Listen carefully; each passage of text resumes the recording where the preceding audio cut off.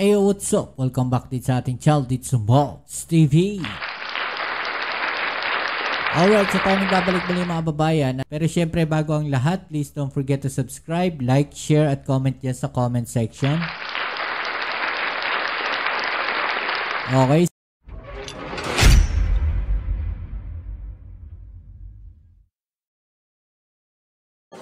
Hindi ko lang, ma'am, trabaho ba ng presidente ang sirain ng ebidensya ng ano? Hindi yan trabaho ng hindi trabaho ng presidente ang mag-photo op sa nahuli na drugs at mag-photo op sa pagsira ng nahuli na drugs.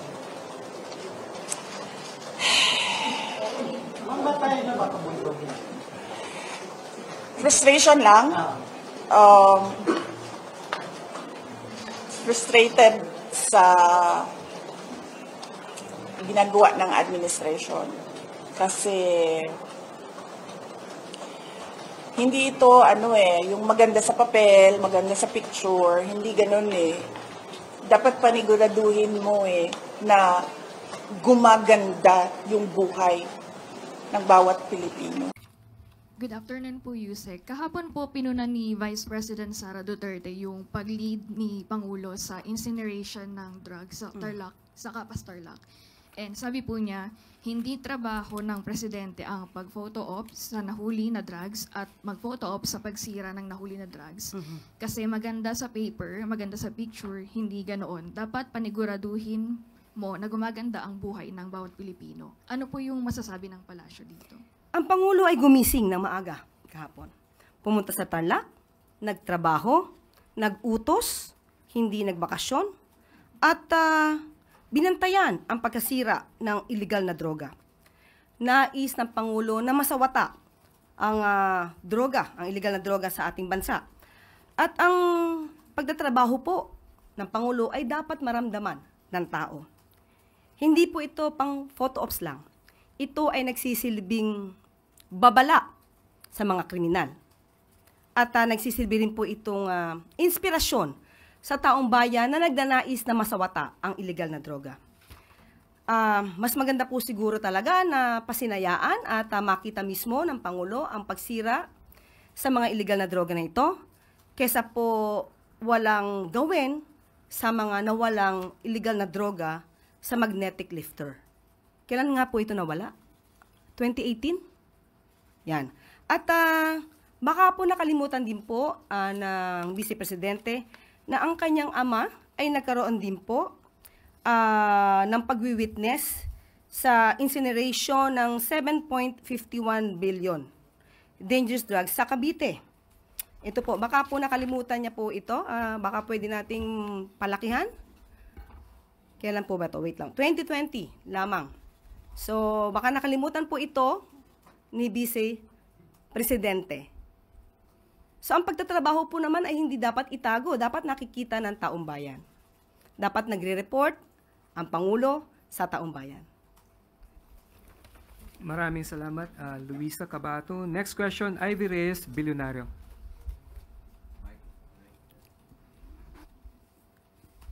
Hi, Isa. Good morning. Still on VP Sara po. May sagot po siya sa statement ng palasyo on her overseas trips. Hindi niya raw po alam kung hindi niyo lang naiintindihan or, and I quote, bobo lang talaga yung administrasyon. She also confirmed that her trips are indeed personal but that she never used any government money. And speaking of, yun po. Okay po, nakita po natin kung paano po sumagot ang Vice Presidente. Napaka-emosyonal. Sabi nga po natin, may kasabihan po na when emotions are high, intelligence is low. Never speak out of anger. Dahil maliwanag po sa ulat na personal trip ang ginawa po niya. At hindi natin kino-question. Ang sabi po natin noong nakaraan ay it's her choice. Kung diyan po siya abala sa kanyang private or personal trips with her family. Pero hindi po niya kasi ibinunyag na gagawa siya di umano ng official functions. Magiging magkaiba po yun kung ang sinabi niya po, kahit po sa inyo, sa media, na personal trip, pero meron po pala siyang gagawing official functions. Kasi magkakaroon po dito ng ethical and accountability concerns. Since siya po ay medyo emosyonal, kahapon yata po yun, nabanggit niya nga po na hindi lang ito personal trip.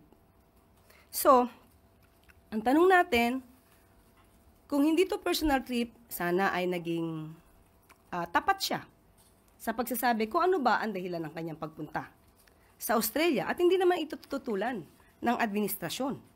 At ginamit niya ang OVP Facebook. Ito ay parte ng gobyerno, pero pang personal trip. So, magkakaroon po talaga ng confusion, conflict of interest. At ngayon, na inamin niya, sinabi niya na siya ay nagtatrabaho, bilang vice-presidente, lumabas siya ng bansa, kailangan na po siyang mag-ulat sa bayan. Ano ang ginawa niya sa Australia? Ano ang naging resulta ng kanyang official function sa pagganap sa kanyang official functions sa Australia?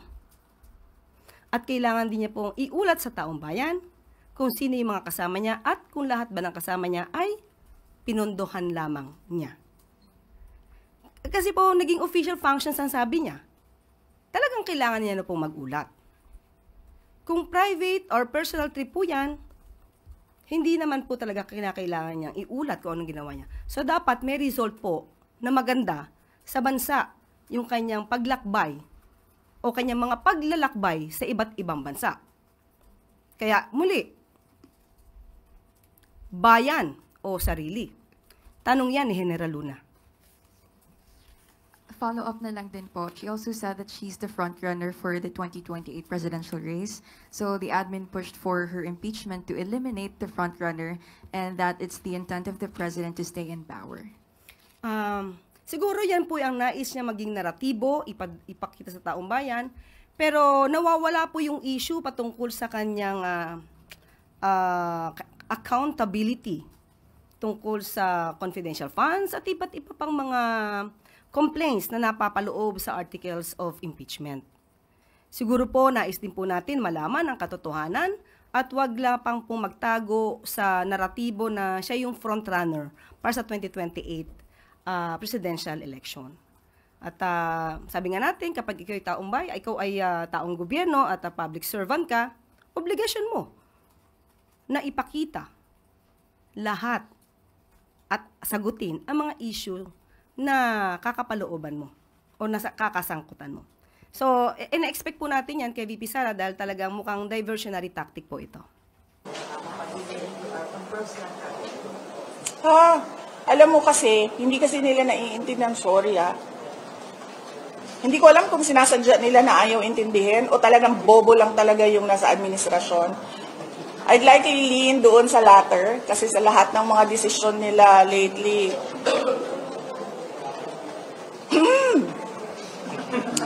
ay, alam mo, sa totoo lang talaga, nahihiya ako as a Filipino ba, na nanonood yung ibang bansa sa atin and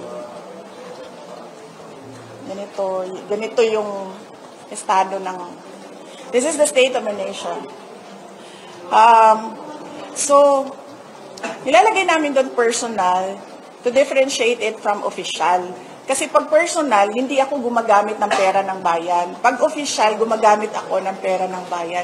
Hindi ibig sabihin na personal na lakad yan ay holiday o pamamasyal yan.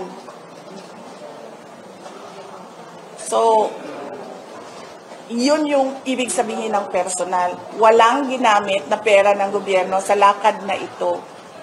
Pero nagtatrabaho pa rin ako. Sa official, ginamit namin ang pera ng gobyerno para sa lakad na ito, para sa trabaho namin sa Office of the Vice President. Yun. Hindi ibig sabihin na personal ay namamasyal. And so, yes,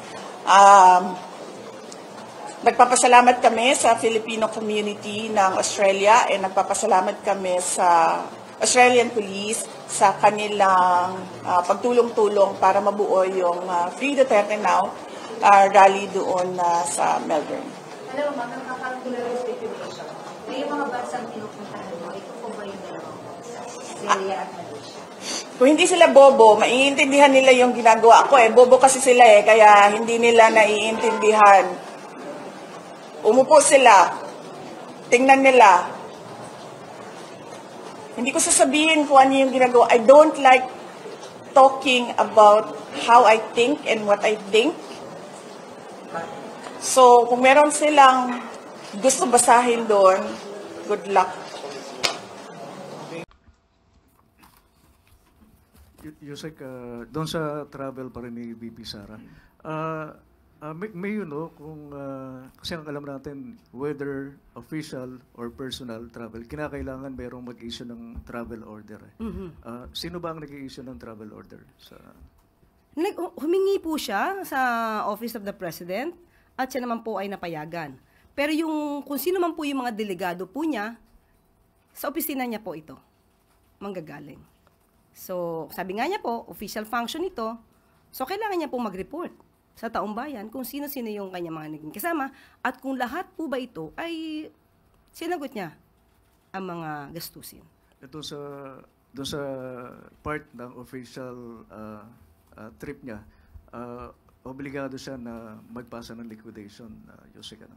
Sinabi niya po kasi, official functions, kasi kung hindi po siya official function at personal trip, at pera niya po ang ginamit, hindi po ito magkakaroon ng issue. But since inamin niya na nagtatrabaho siya di umano sa Australia, so kailangan niya pong mag-report di lamang po sa gobyerno, sa taong bayan. Kasi sinabi niya po na nagtatrabaho siya. So ano ang naging result nito para sa taong bayan? So yun po yung pinaka-importante doon. At so, yun po. Thank you, Alvin. Follow-up question, Eden Santos.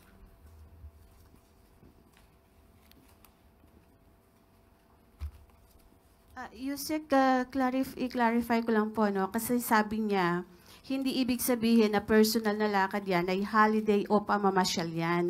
Kasi parang ang nabanggit niyo po kasi yung bakasyon. Kaya siguro medyo doon nagkaroon ng pagsagot ang VP regarding dun sa issue ng bakasyon. So, it's personal, pero hindi ibig sabihin namamasyal or holiday po yon. So, paano nyo po ikakategorya yon? Kung hindi po siya personal trip, hindi siya namamasyal, hindi pang sarili, ano po? Nagtatrabaho po ba siya? O bakasyon talaga? On leave ba siya? So, dapat po si VP Sara mismo ang magliwanag niyan sa atin dahil magulo po ang kanyang mga salita.